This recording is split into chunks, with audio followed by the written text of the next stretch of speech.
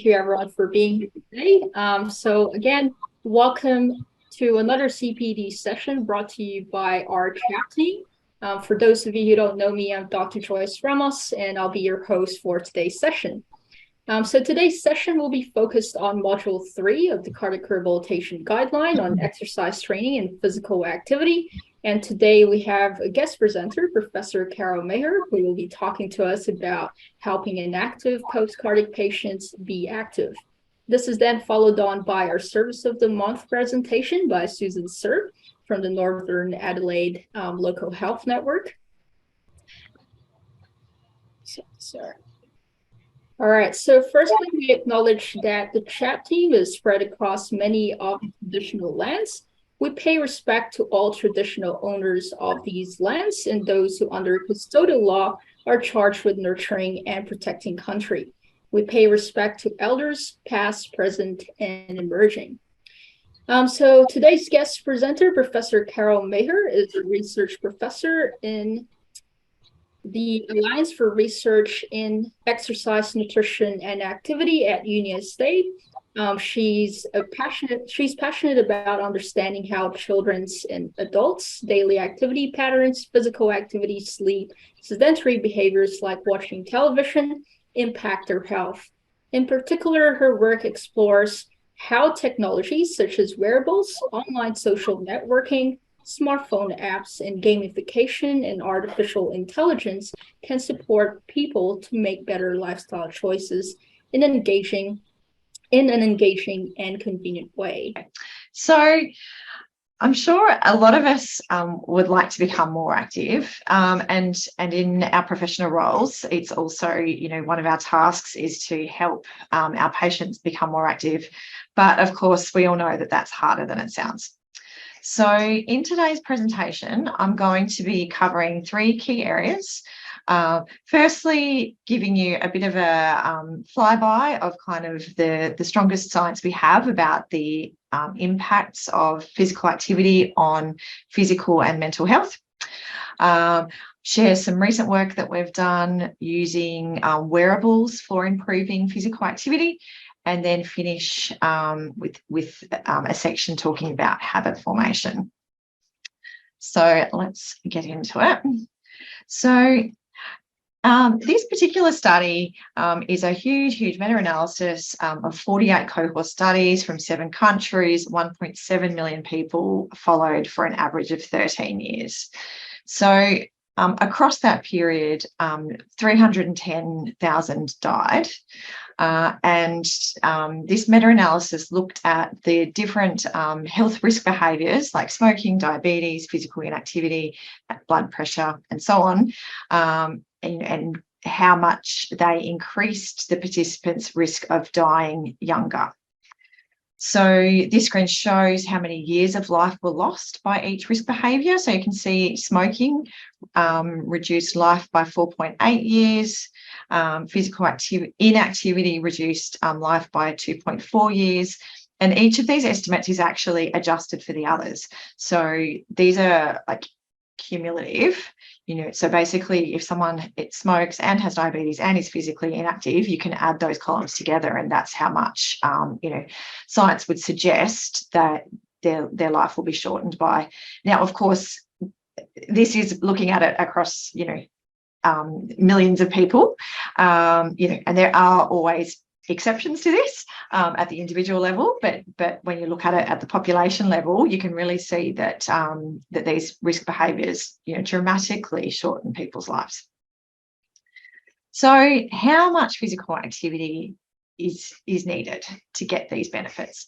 So this particular study summarizes, this slide brings together results from 6 different very large studies that have looked at the link between the dosage of physical activity and premature mortality. So you can see here that really just doing quite a small amount of physical activity, around half an hour a day, reduces the risk of premature death by about sort of 15 to 20%. So I guess that's the first take-home message from this. There's a lot of benefit from adding just a little bit of physical activity. And the other message is you can see that it's curvy linear. So can you see my mouse when I'm, yeah, beautiful. Yeah. So basically, you know, there's extra benefit the more physical activity people do, but it's a bit of a case of diminishing returns. So, you know, compared with adding half an hour of physical activity, if you add, you know, an hour of physical activity, you know, you only get probably about an extra 10% reduction in premature death. Now, the next study looks at sort of some of the health conditions that contribute to this. So this particular study is a very large meta-analysis that looked at the links between physical activity and the risk of developing different cancers. So if physical activity had no impact on cancer risk, these numbers would be 1. Numbers more than 1 suggest that physical activity actually increases the risk of cancer, whereas numbers less than 1 show that it's reducing the risk of cancer. So you can see here that by far, for most cancers, physical activity reduces the risk of cancer. And these numbers are usually kind of around the 0.75, 0.8. So that means that physical activity reduces the risk of these cancers by about 1/4. So pretty substantial reduction in cancer risk. And there's just 2 exceptions to that, which is prostate cancer and melanoma. Melanoma is pretty obvious why, and, you know, prostate cancer, they believe it's hormonal. And to be honest, other reviews would suggest the prostate cancer, it's a bit questionable. But this particular meta-analysis was a nice one to share with you because it brings together so many cancers. And I'll just jump back to this one. So this particular study looked at the associations between people's physical activity and their risk of hospitalisation. So it followed several thousand adults for 10 years, looked at how many steps they did per day when they were enrolled into the study, and then it tracked their hospitalisation over the next 10 years. And you can see basically there's quite a strong relationship between how active people were and how much they were hospitalised in the subsequent years.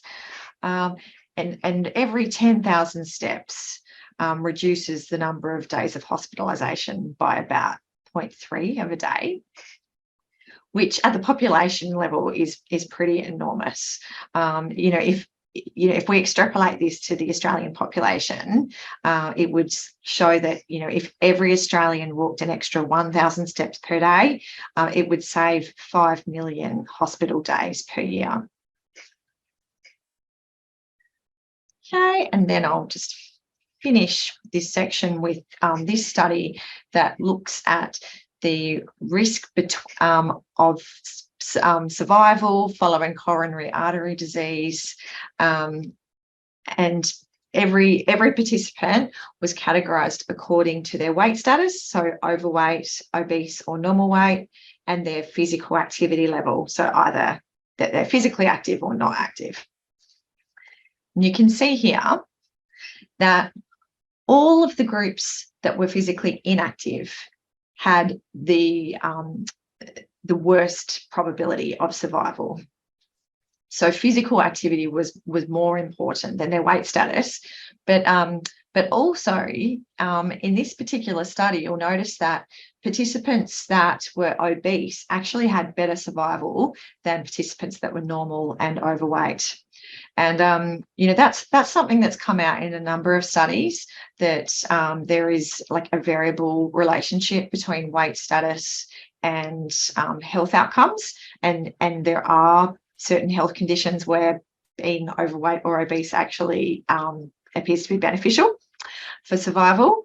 And I think it's a nice reminder for it, whereas we don't find that same confusion when it comes to physical activity. Physical activity is just very consistently associated with better outcomes than inactivity. So it's kind of a nice reminder that being physically active is about, a lot more than just its impacts on weight. So now I've just got a couple of slides that look at the relationships between physical activity and mental health. So this particular study was a large European study, and it found that basically the more active people were, the happier they were. And then this is another European study that looked at the links between physical activity levels and risk of depression. People who were more active had lower risk of depression, except when activity was achieved in the workplace. So people who had highly physically demanding jobs actually had higher rates of depression, which I think isn't really a surprise. Obviously the context of how people are doing physical activity is going to make a difference. If you're doing a really tough job, it's probably not going to have the same impacts on your well-being as going for a nice walk on the beach. Okay, so hopefully that's been a nice snapshot of all of the health impacts of physical activity. But of course, it hasn't solved the problem of what you can actually do to get there. So now I'm going to share with you some recent research that we published. This was a big umbrella review so an umbrella review is a systematic review of systematic reviews. So basically you can do that when there is a very large body of evidence. And we did this because, interestingly, there's quite a lot of skepticism about whether activity trackers work. There's been so many studies done, and the results are really very consistent. So it's kind of frustrating that this kind of confusion persists. But anyway, so we published this study in Lancet Digital Health a few months ago. Now I need to jump forward to here. So we found there were already 39 systematic reviews looking at the effectiveness of activity trackers for helping people change their physical activity. It was hundreds of studies with a total of 163,000 participants. Different studies focused on either healthy or various clinical populations. And now we'll jump back to this forest plot. So this plot summarises the results for physical activity outcomes. So the main things to look at here are, over here you can see this is the name of the various systematic reviews that we found. Here you can see like which population they were conducted in and how many original studies they had included in their review. So you can see it's lots and lots and lots of studies when you add them all together. And then if you jump across and look at the actual graph, now this is the part that we call a forest plot. This is commonly used in systematic reviews. And apologies if you already know this and I'm asking you to suck eggs here. So the vertical line here on the zero, if all the data points were on the zero, that would tell us activity trackers have no effect on physical activity. If the results are to the right-hand side, it would say that there's a positive relationship between using wearables and increased physical activity. And if the results were on the left-hand side, it would say that using an activity tracker actually reduces physical activity levels. So you can see very clearly the results are sitting out to the side on the right here.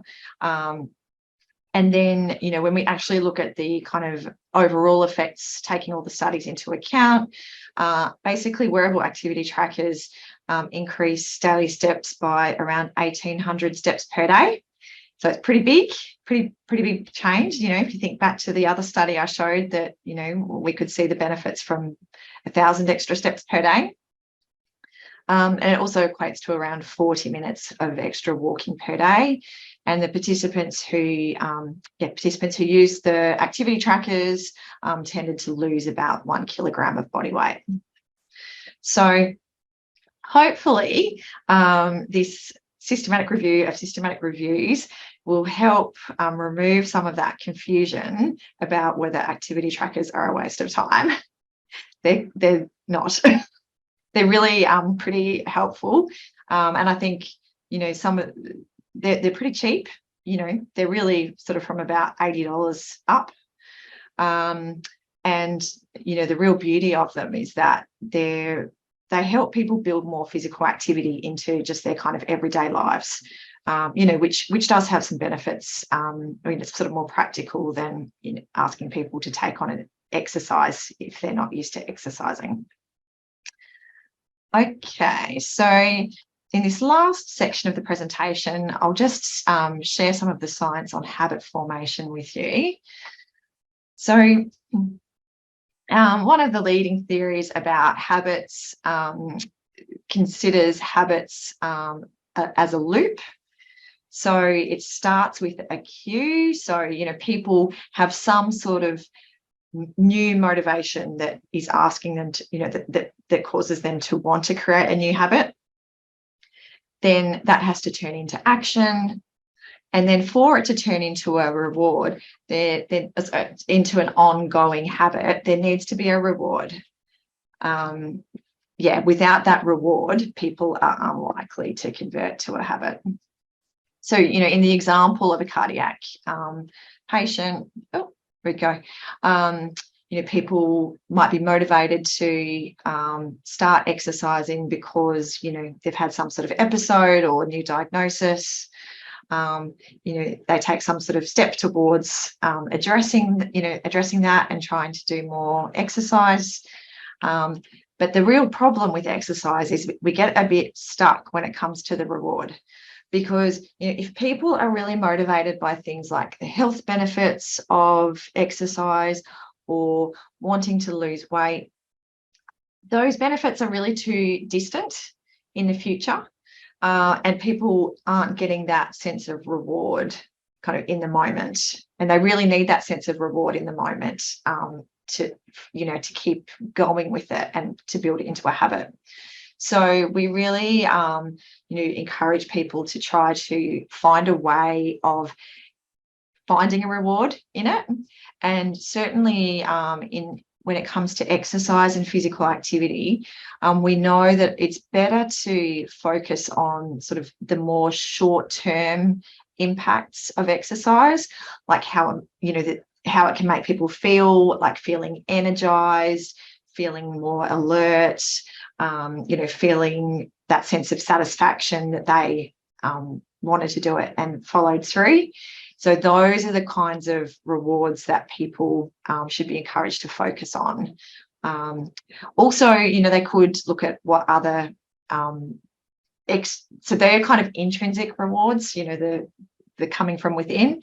But also when you're forming habits, you can use extrinsic rewards. So that might be things like, you know, if I do that exercise session, I'll, you know, at the end, my friend and I will have a coffee. We can have a bit of dark chocolate. I'm going to shout myself a new pair of sneakers, that kind of thing. All those things that can kind of help create a bit of a reward situation helps, you know, turn it into a habit. So, so some tips for kind of turning this into reality is using cues to help people, like remind people to take action. So that could be things like getting clothes out, you know, having friends lined up to do it with. You know, it's really important to actually look at what people's barriers are. So, you know, certainly when it comes to exercise, things like cost, transport, and time are major barriers, which then kind of, you know, loops back a bit to the activity trackers. You know, they have some nice advantages in that they're pretty affordable and don't require all that much time and don't require transport. Look for ways to create rewards that help people keep going. And also aim small. So, you know, I showed that slide right back at the start where there was a really big benefit to doing a small amount of physical activity. So it's far better. So a lot of people fail with exercise because they go too hard too soon. And, you know, they'll feel sore and they'll feel demoralized because, you know, it wasn't a very enjoyable experience. So it's much, much better to start small and for it to be a success.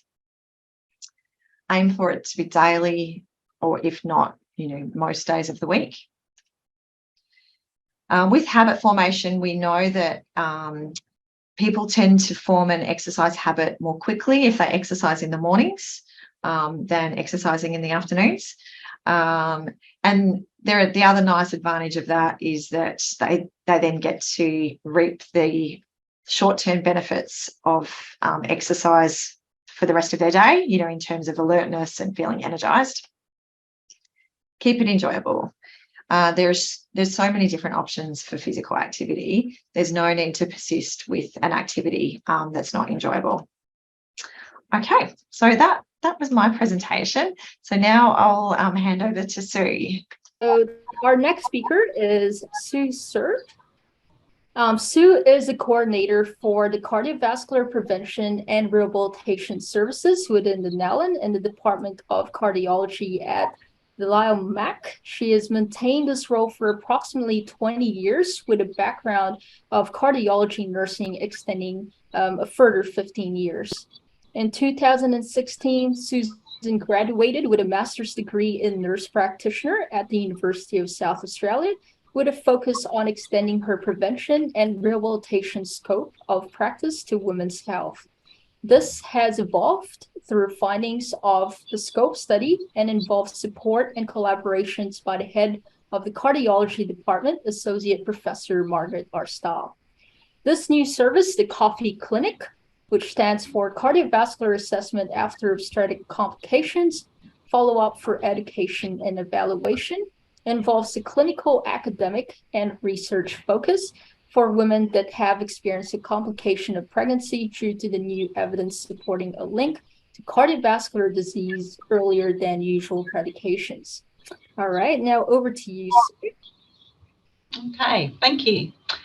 All right, so I'm going to brief over the cardiac rehab services as well. So I know a few people were more wanting to hear about the Coffee Clinic, but just to give you a little bit more input is that NALN provides services to the northern and northeast part of Adelaide, at GP Plus Elizabeth, and Mowbray at GP Plus, which is conducted by Michelle Idanza. So most of what I'm going to speak to about today is more about Lower Mac services and the stats from Lower Mac.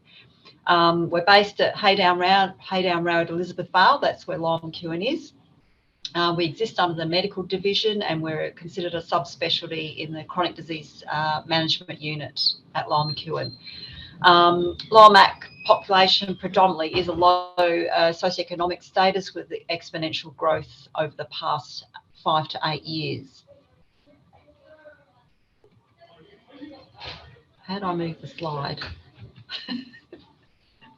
Okay, so who are we? We have the number of staff that make up my service currently is 1.5 FTE over a 5-day-a-week service. So we have 0.3 FTE in phone clinic, which is run by a nurse consultant, a level 3. We have a 0.3 FTE in a pre-assessment clinic, which is also run by a nurse consultant at level 3. Our phase 2 program is at 0.2 FTE by a level 2 nurse, and myself as the coordinator, I'm 0.7 overall, but 0.3 of that is running the Coffee Clinic 2 days a week, or 2 mornings a week, on a Tuesday and Wednesday morning. So what do we do? So starting with the cardiac prevention program, there is an initial 1-hour comprehensive pre-assessment, and that's conducted out at GP Plus Elizabeth via our nurse consultant.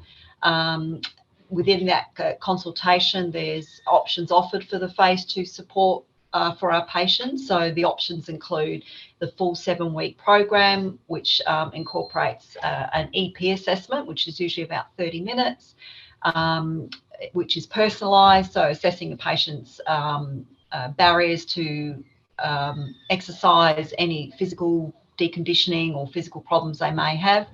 And that personalised program will follow them through the whole 7-week program. And also there'll be a 1-hour education session, which is a multidisciplined approach, which most cardiac rehab programs provide. Other options are either the exercise or the education, depending on the patient's needs and time. So some of our working cohort might be only attend one or the other, or they may not need education but just the exercise, and vice versa. We do have a home-based program with, we do encourage our patients to see their exercise physiologist as a one-on-one initially, to determine specific goals for self-management, and a formalised letter would go to the GP on the recommendations for the GP to follow up in certain areas.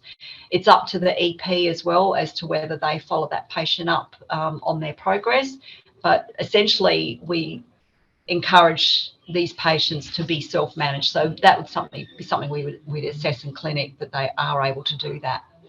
A letter to GP and cardiologist is conducted for the pre-assessment findings and recommendations. So just to let them know what we're doing.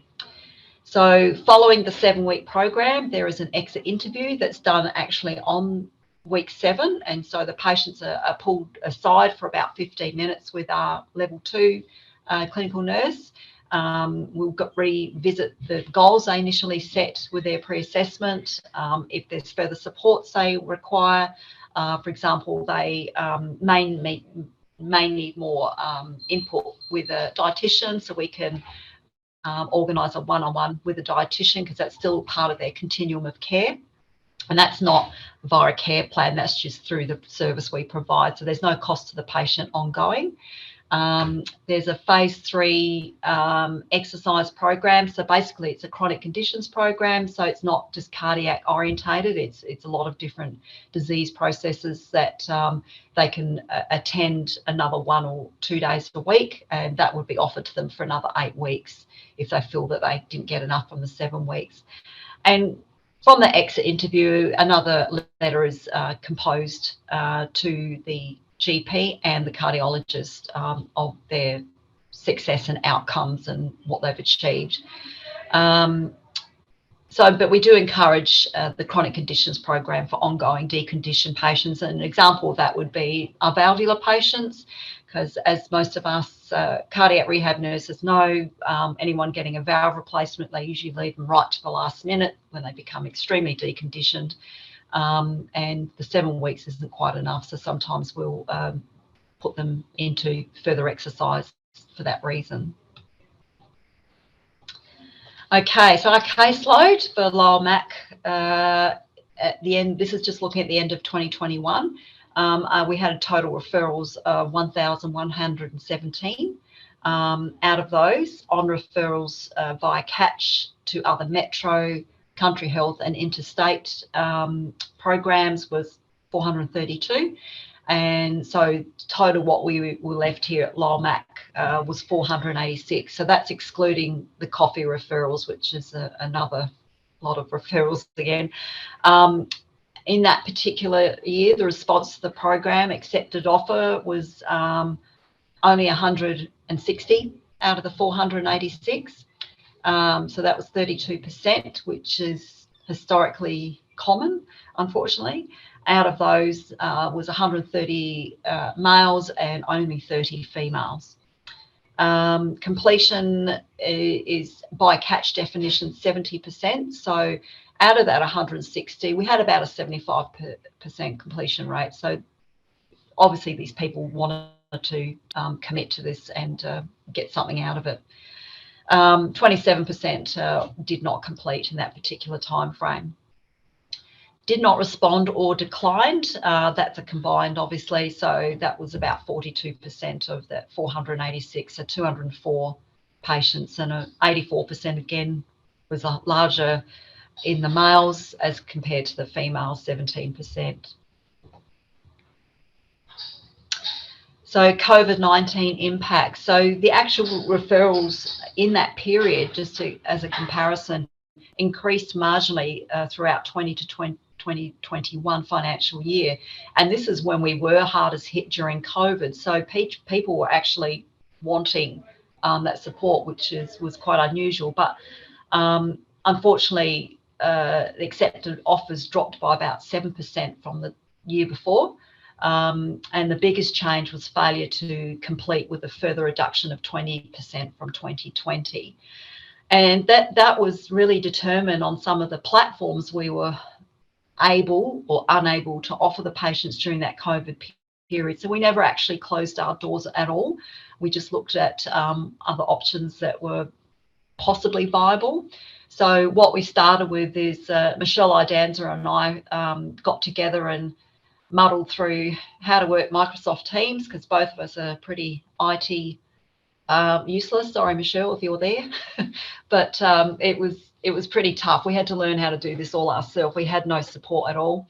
But once we sort of got a head around it, it still became a lot of issues for patients logging on. So especially for our cohort out north, just in regards to ability to use technology was quite limiting for them. So only about 30 to 50% could log on at any time. And sometimes that was due to confidentiality issues or cameras, potentially in the home, they could all see each other. So that was problematic. Telehealth could only offer one-to-one individual education. So we gave the teams a flick and went to the telehealth. So we had our clinical nurse having to ring each individual patient, so up to 20 patients potentially in a day, providing the same education over and over and over again, because there was no other way we could do it. And Allied Health were not supportive at this stage, so they weren't going to do it at all. So the nurse had to do everything from dietetics to pharmacy to social work, the whole lot, which was pretty heavy. Health Direct was pretty limiting, even though it was, you could see face-to-face over the Health Direct. You could only have 4 participants at any one time online. Therefore, again, Allied Health weren't prepared to present the sessions 4 times in a day, or whatever, 4 goes into 25 times in a day. So that wasn't an option for us. But what ended up being successful for us at LIMAC was the old-fashioned teleconferencing. So patients were able to dial in, and the Allied Health would work with me for that. So we just get them to come and join us in a conference room and present over that platform, and patients could all hear us and talk to each other, and that actually worked out best for us in the end. But thank goodness we're not doing that right now. So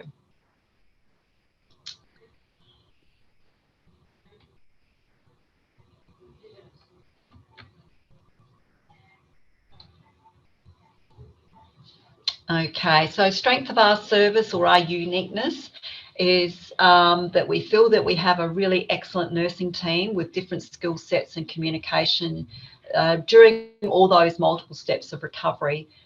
So having the 2 level 3 RNs and the level 2 gives us that nice mix of skill. We have personalised exercise programs. We have a massive gym at GP Plus and educational facilities. This is a GP Plus at Elizabeth. So we're pretty privileged to have that on board with all the different machines and equipment that's required. And we have the ability to offer different models of care with the recent addition of the Catch Web. And I just thought I'd add a little cheeky comment there that would have been beneficial if we had Catch Web during the lockdowns. That would have helped so much more. But anyway, it's here now, which is excellent.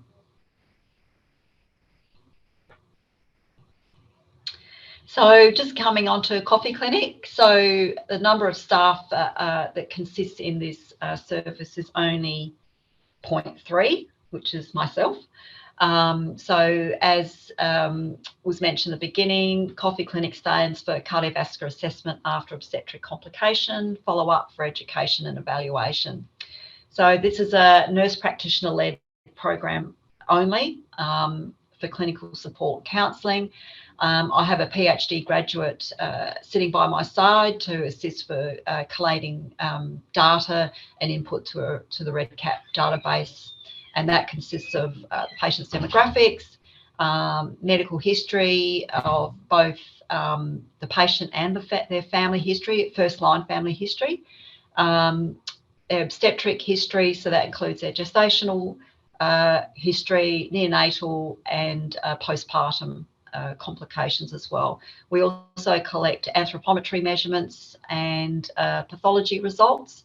Part of that, I think I forgot to put in there, is that we, along with all the other histories, we do a physical or activity questionnaire,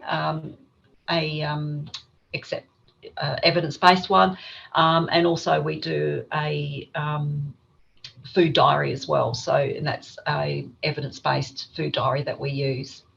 And we have a tag team approach. So how we do this is our PhD graduate would do all that data collection initially. So they'd be firing about 5,000 questions to the patient, and they get pre-warned of that. So they're happy to sit there and answer all this. And I'm sort of taking notes so I don't double up on the questioning. And my role is more from a clinical perspective. So letting them know their pathology results, offering constructive goal setting and advice and recommendations on lifestyle change, like we would do in cardiac rehab, but obviously aimed at a lower age group and female targeted as well. And as I said, it's a tag team approach. So unfortunately, this clinic is only Tuesday and Wednesday morning. So we have to see 6 patients in 3 hours, and they're supposed to be 1-hour consults. So the first, my colleague will go and do all the all the data collection, and I come and do the clinical stuff. When the next patient rocks up, because they come in at half-hour intervals, she'll go and start the next one, and so on and so forth. So we're swapping rooms all the time, and having to get together at end to get all this, consolidate all this information, make sure we don't forget anything. So it's pretty frenetic when everyone turns up. So just getting a bit of background of high-risk pregnancy for cardiovascular disease. So generally, the complications of pregnancy, there's about 1 in 4 pregnancies that have a complication. In Nalan, however, ours is about 50% that are complicated. So it's huge out here. So you can imagine the referrals are massive. Pregnancy complications associated with 50 to 300% increase in risk of premature heart disease when compared to healthy pregnancies. And this is all the data that was sort of gathered from the SCOPE investigative project years ago. Okay, just go to the next slide.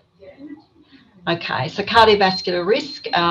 So pregnancy can be likened to a physiological metabolic stress test that can identify women at risk of coronary artery disease. So no one really knows if they'll have any of these complications, which we'll discuss in a minute. There's an increased risk of morbidity and mortality with added 50 to 300% risk due to recurrent miscarriages and now known risks. So as I said, we've known this probably for the last 8 to 10 years. General cardiovascular risk indicators, which include smoking, excess weight gain during pregnancy, weight retention and gain postpartum, are not singly included for clinical assessment, because what we're looking at is what pregnancy has caused, what complication has caused. Well, these are all prior, although underlying. So our inclusion criteria includes preeclampsia or gestational hypertension on medications at less than 37 weeks gestation. So severe preeclampsia and HELP syndrome, if no one knows what HELP syndrome is, basically that's just an extension of preeclampsia that ends up affecting clotting factors and liver health and all the rest of it. Or if there's birth with that prior to 37 weeks. Gestational diabetes, we only take the medicated ones, which are huge in themselves. If we included the unmedicated, we would not cope. So there's a huge GDM population out here, unfortunately. So that can include metformin and or insulin during their pregnancy. We look at small for gestational age, or another terminology is intrauterine growth restriction, or IUGR, under 5th percentile. Idiopathic preterm delivery, so we think that's a reasoning for placental disorders would be less than 34 weeks, and placental abruption. So we do exclude postpartum cardiomyopathy because there's already a pathway there direct to the cardiology department. So cardiologists will follow these patients up regardless. And as I mentioned before, pre-pregnancy cardiovascular risk factors not caused by pregnancy stress, i.e. smoking, hypertension, diabetes, they will not be picked up singly for that. So it's only specifically what is on the left there. So how does our clinic work? So at the moment, we have a referral by Oasis system, which is soon to convert to Sunrise. So not a lot of learnings to be had shortly. We only take patients that have actually delivered at Lyell McEwin Hospital, so we don't take any external referrals. Usually what happens is a patient should be on discharge from hospital are supposed to be notified by the medical staff that they will be seen in the coffee clinic if they remember to say that. However, they always got it on the discharge summary, but with a lot of information patients are given on discharge, it's quite often the case that they don't remember. But anyway, they get their first letter sent 4 weeks with an essay pathology request prior to their coffee clinic. Now, this is 6 months postpartum we do this. So 4 weeks before that 6 month postpartum period.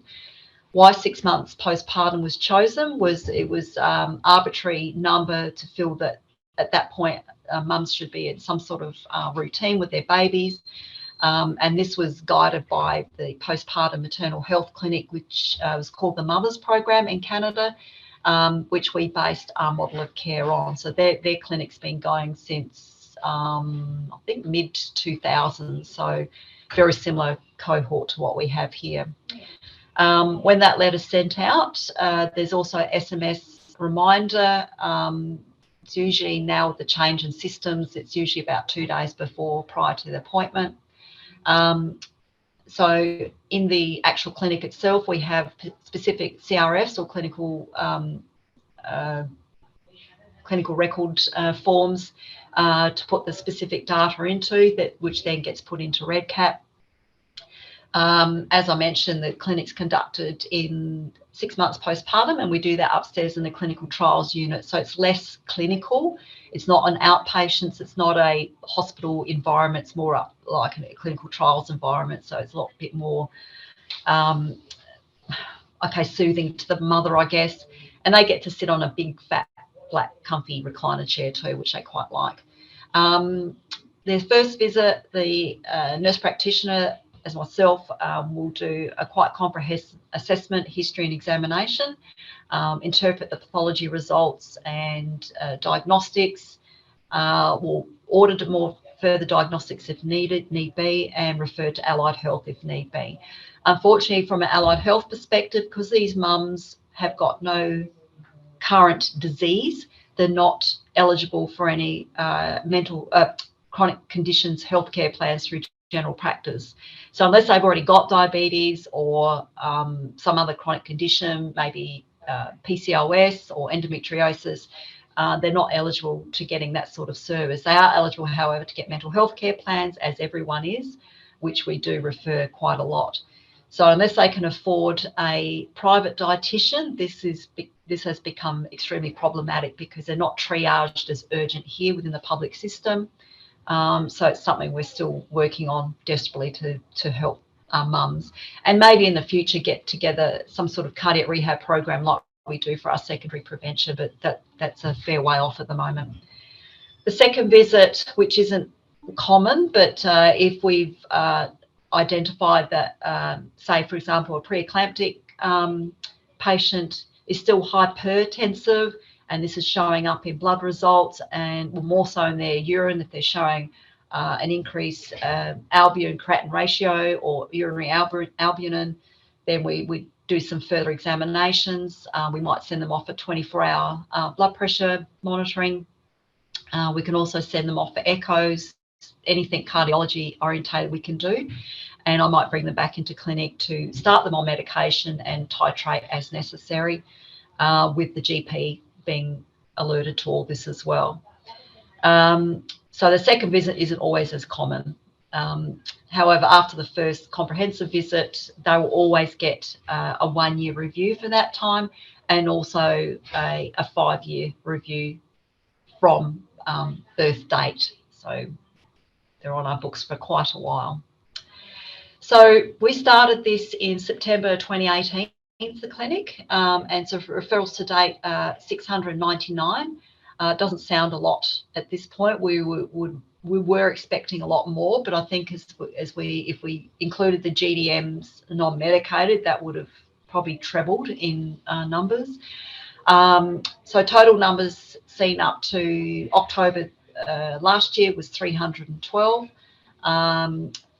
Out of 221 in total were treated for GDM. So you can see that 70.8% of that referral base is gestational diabetes, which is huge.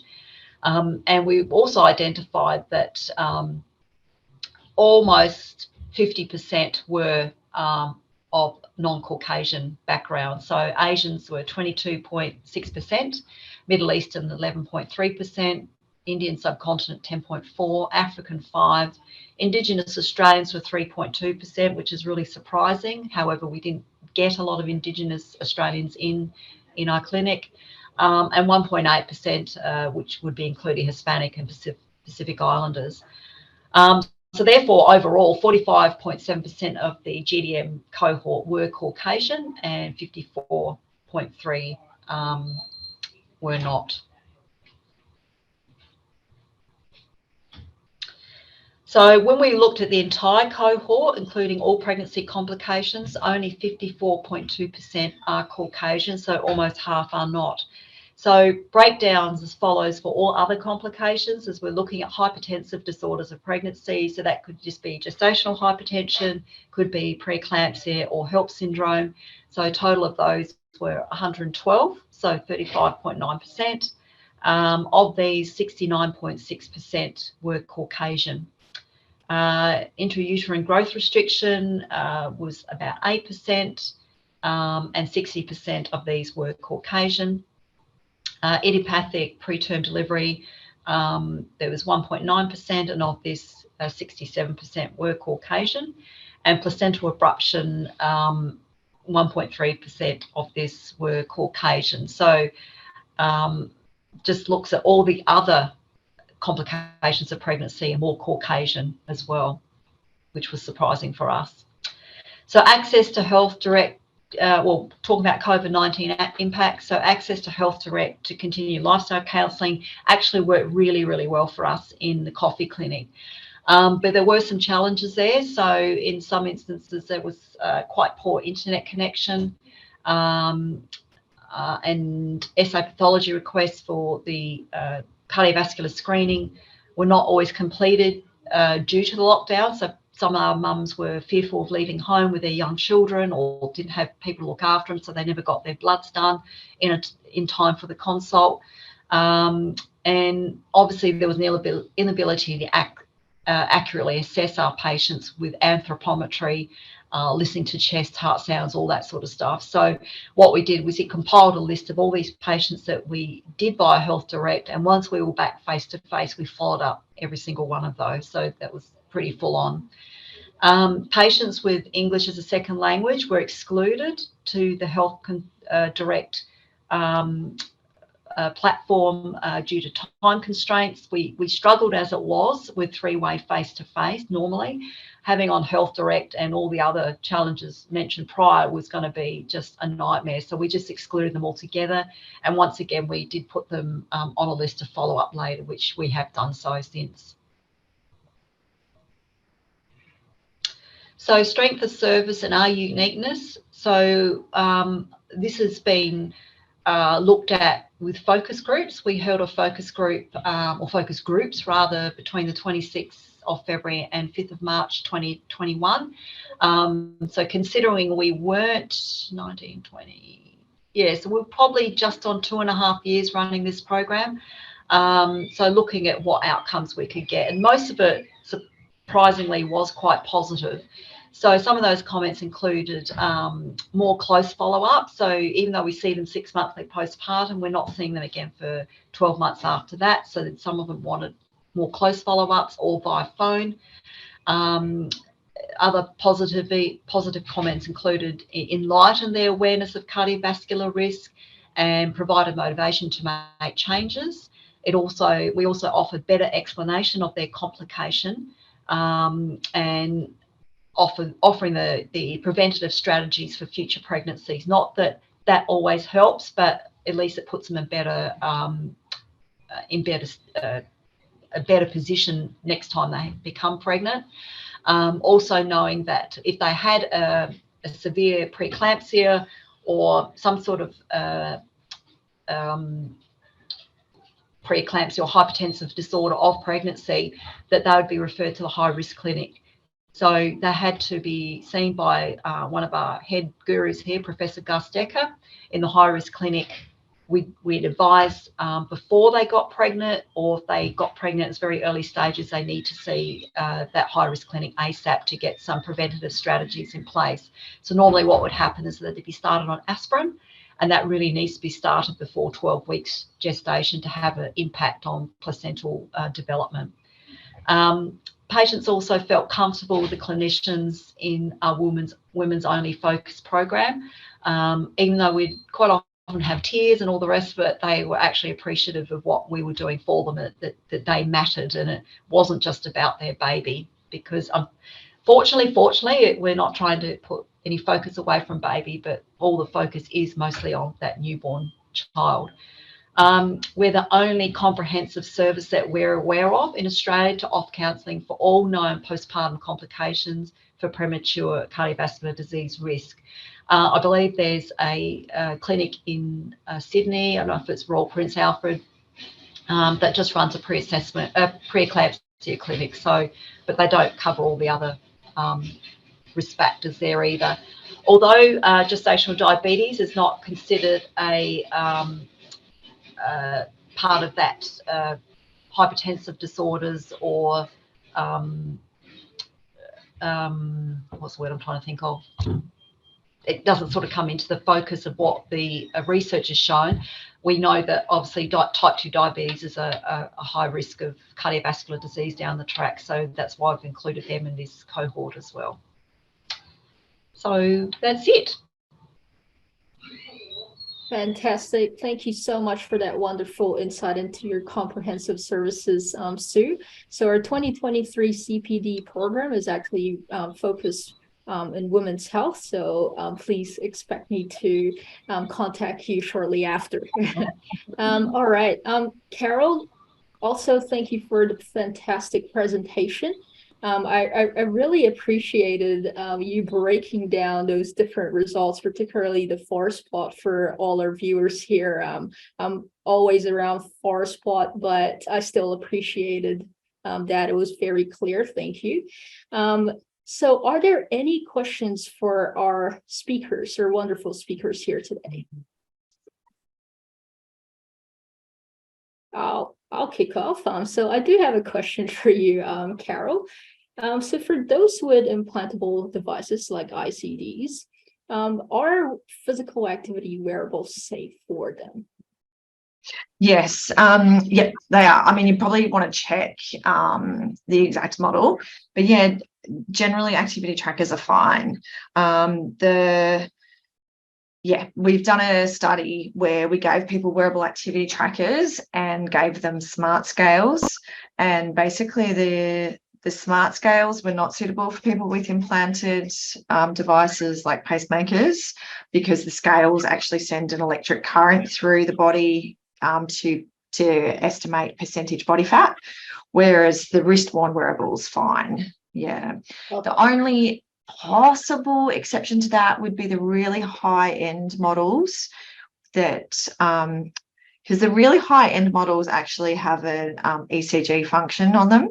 Mm-hmm. That where you put your hand in a certain place and it actually sends a very weak current through up your body, up one arm, through the body and out the other arm back to the device. So potentially those ones might not be, but they're the like top, you know, iPhone, Apple Watch and Samsung Watch. You know, they're the models that cost like, say, $600-700. Yeah. So with the wearable devices that you use for that study, which particular ones did you use that you found? So for that particular umbrella review, it was all different ones. I would say Fitbit would have been the most common brand that studies used, because see, that wasn't actually, we didn't do the original studies. We did a big meta-analysis of hundreds of studies that were reported in the literature. And so Fitbits are very common. Some of the studies were even just basic pedometers. And we actually did do a subgroup analysis comparing the results from the studies that used, you know, a very basic pedometer versus, you know, the more high-end wearable. And there wasn't a detectable difference in how effective they were in improving physical activity.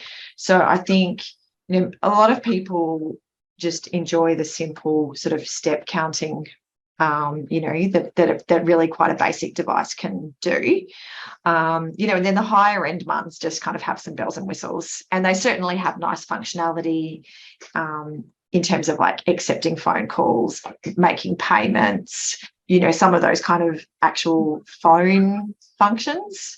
But yeah, in terms of improving physical activity, the really basic models are fine.